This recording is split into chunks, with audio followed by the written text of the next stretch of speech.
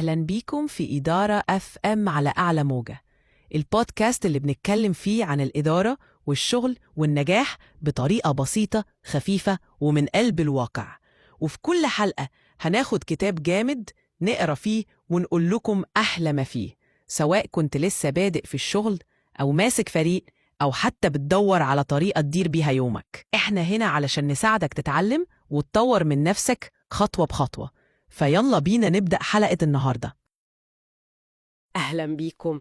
النهاردة هنغوص في كتاب يعتبر حجر زاوية في عالم الإرشاد المهني، ما لون مظلتك لريتشارد بولز.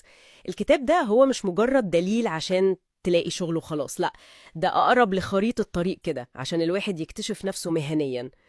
مهمتنا نستخلص منه أهم الأفكار العملية. فعلا الكتاب ده رؤيته مختلفة تماما.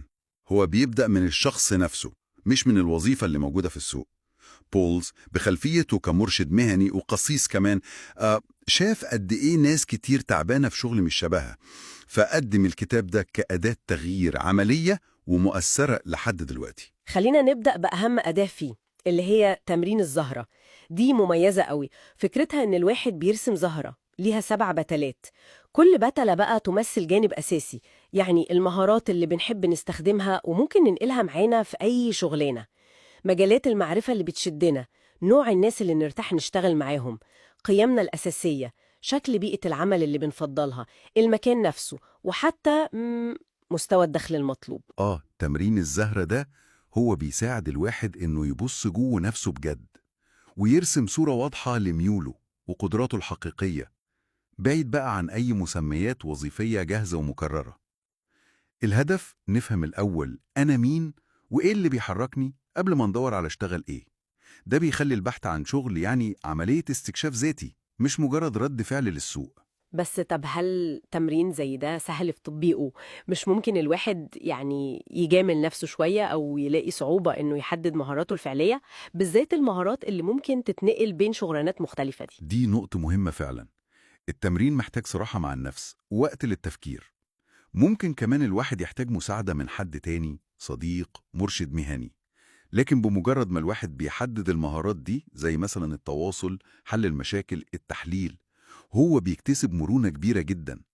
وده بقى بينقلنا لفكرة الكتابة التانية المهمة، إننا نتخلى عن وهم الوظيفة الآمنة. الكتاب واضح قوي في النقطة دي، بيقول بصراحة مفيش حاجة اسمها وظيفة آمنة للأبد، وبيشجع إن الواحد يفكر في نفسه كصاحب مهارات، مش مجرد موظف تحت مسمى معين. يعني بدل ما أقول أنا محاسب، الأفضل أقول أنا ممتاز في تحليل الأرقام واتخاذ القرارات المالية. التركيز على القدرة نفسها. بالظبط. التحول في التفكير ده ضروري جدا في سوق العمل دلوقتي المتقلب. المهارات هي العملة الحقيقية اللي بتدينا القدرة على التكيف، المناورة، التنقل بين الفرص، عكس المسمى الوظيفي الثابت ده اللي ممكن يتلغي أو شكله يتغير خالص. وهنا بقى نوصل للجزء اللي يعتبر مفاجأة لناس كتير، السوق الخفي للوظائف. الكتاب بيقول إن حوالي 80%، تخيل، 80% من الوظائف المتاحة مش بيتم الإعلان عنها بالطرق العادية. النقطة دي بقى بتغير قواعد اللعبة تماما. بدل ما الواحد يضيع وقته كله في التقديم على الإعلانات اللي منشورة، الكتاب بيقول لأ، الأهم هو بناء شبكة علاقات قوية والتواصل المباشر والاستباقي مع الشركات والأشخاص في المجال اللي يهمنا. الوظائف دي غالبا بتتملي عن طريق المعارف والتوصيات، أو حتى بتتخلق مخصوص لحد معين بسبب تواصله ده.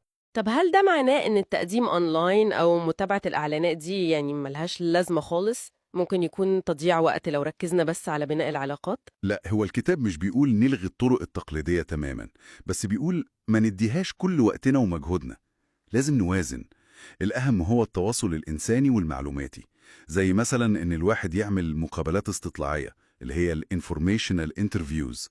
دي مش مقابلات شغل، دي فرصة إن الواحد يفهم أكتر عن مجال معين أو شركة معينة ويبني علاقة مع ناس جوه المكان ده، وده بيفتح أبواب كتير للفرص الخفية دي. الكتاب كمان عملي جدا، في نصايح لكتابة سيرة ذاتية مؤثرة تركز على الإنجازات وتكون متفصلة على كل وظيفة، وبيتكلم عن المقابلة الشخصية مش كأنها تحقيق، لا، كأنها محادثة بين طرفين متساويين، وإزاي الواحد يحضر أسئلة ذكية للشركة مش بس يستقبل أسئلة.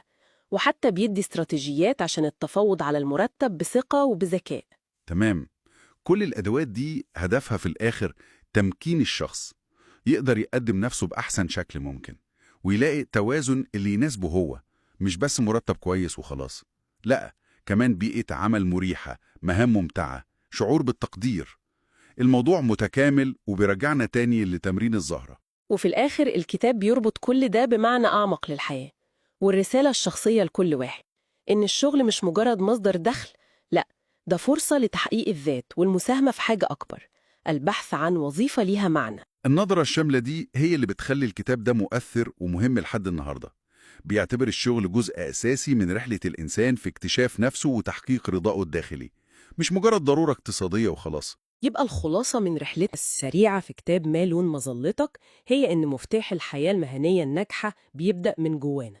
لازم نفهم نفسنا الأول، نحدد لون مظلتنا الخاص بينا، وبعدين نتعلم إزاي نوصل للفرص المناسبة بذكاء واستباقية، وما نستناش الفرص تيجي لغاية عندنا. ويبقى السؤال الأهم اللي ممكن الواحد يفكر فيه بعد ما استوعبنا الأفكار دي كلها، بعيداً عن إيجاد الوظيفة دلوقتي، إزاي الواحد ممكن يحافظ على المرونة دي؟ وإزاي يستمر في إعادة اكتشاف وتشكيل مساره المهني بشكل دوري؟ يعني إزاي نفضل نتعلم ونتكيف ونحافظ على الشغف والمعنى في شغلنا على المدى الطويل، مع كل التغيرات اللي بتحصل حوالينا وفينا كمان. وفي النهاية شكراً ليكم على متابعتكم، ولو في أي استفسار سيبوه في الكومنت، وفي انتظار أسئلتكم دايماً.